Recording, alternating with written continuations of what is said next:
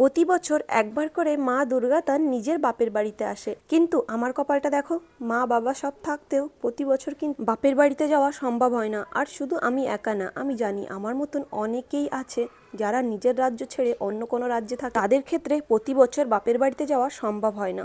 কিন্তু জানো তো, বছরের বাকি দিনগুলোতে যেতে পারি বা না পারি, এই দুর্গাপুজোর সময়ে যদি বাপের বাড়িতে না যেতে পারি তাহলে কিন্তু খুবই খারাপ লাগে। যাই হোক, এত খারাপ লাগার মধ্যেও একটা আনন্দের বিষয় কি জানো তো, আমরা যেখানে থাকি এখানে আরও অনেক বাঙালিরাই থাকে, আশেপাশে অনেক বাঙালিরা থাকে যারা সবাই মিলে চাঁদা তুলে দুর্গাপুজো উৎসবটা পালন করে। তাই আজ মহাসপ্তমীর দিন ঘরে বসে না থেকে আমরাও তিনজনে মিলে চলে এসেছি মাকে দর্শন করতে। আর দেখলে তো মায়ের মুখটা কত সুন্দর লাগছে। মাকে দর্শন করে মন্দিরের বাইরে এসে দেখলাম এখানে প্রসাদ দিচ্ছে, আর আজকের প্রসাদে ছিল হালুয়া।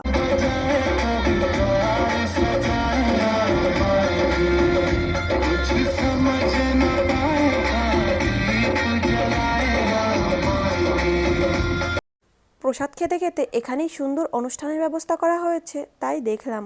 আর তার সাথে আমার পিসি শাশুড়িদের সাথেও দেখা হয়ে গেল, ওনারাও এসছে একটু আগে।